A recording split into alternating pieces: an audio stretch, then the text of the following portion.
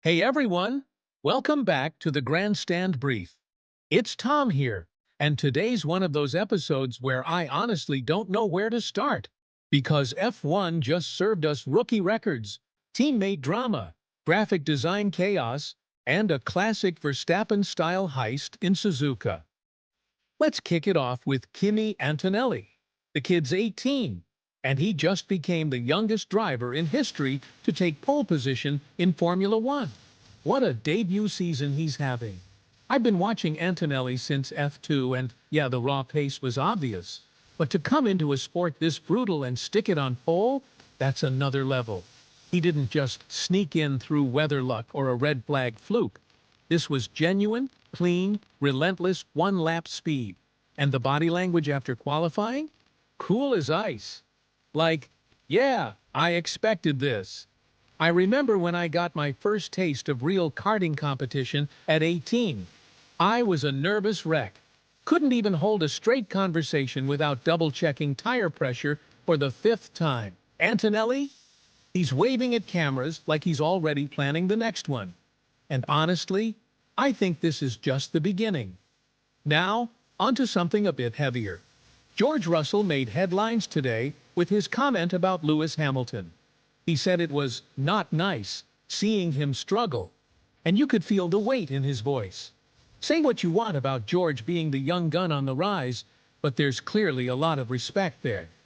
It's strange seeing Lewis this off the pace, especially in a car that's finally starting to show some consistency. Whether it's setup issues, motivation, or just the changing dynamic of the team, it's hard to say. But I think Russell's comment was more than just PR. That was teammate empathy. A little human moment in a sport that's often cold. It also highlights what a fascinating contrast we're seeing between teammates this season. Russell versus Hamilton, Norris versus Piastri, Leclerc versus Sainz. Every garage has its own little rivalry brewing. And what's wild is how that tension pushes performance. Like Piastri doesn't exist in Lando's shadow anymore, he's challenging him. And George? He's not just Lewis's understudy. He's right there, trying to step out and take the lead. All right, we've got to talk about something extremely not performance-based for a second. The Miami GP livery. There's a piece going around titled, "It's So Bad," and honestly, they're not wrong. Some of these Miami-themed designs look like last-minute Canva templates. I get the vibe they're going for. Neon, beach, retro, but it's not hitting the way it did in 2022 or even last year. Ferraris look like a watermelon-flavored energy drink, and I love Ferrari, but whew. Meanwhile, AlphaTauri's was trying something bold, but it kind of looked like someone let a teenager loose with an Instagram filter pack. I miss the days when liveries felt like art. Now it's starting to feel like they're trying to go viral on TikTok instead of honoring the race. And finally, Suzuka, or as I'm calling it today, Verstappen's latest magic trick. He absolutely stole the race with a ridiculous strategy call and perfect execution. McLaren? They were stuck deep in what Andrea Stella literally called a rabbit hole. They chased some setup data that looked promising in simulation, and it completely backfired. It's one of those moments that reminds me. Formula One is a science, yes, but sometimes it's also just vibes and instincts.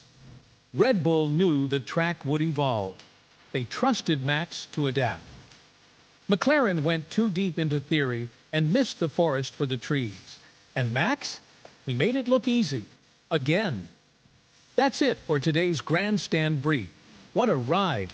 From Antonelli's pole to Verstappen's Suzuka heist and some very questionable Miami design decisions. It's been a day of highs, lows, and hot takes.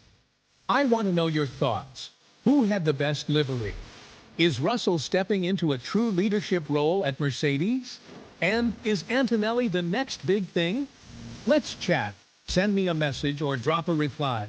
And of course, don't forget to subscribe so we can hang out again tomorrow at the next checkered flag. Catch you then.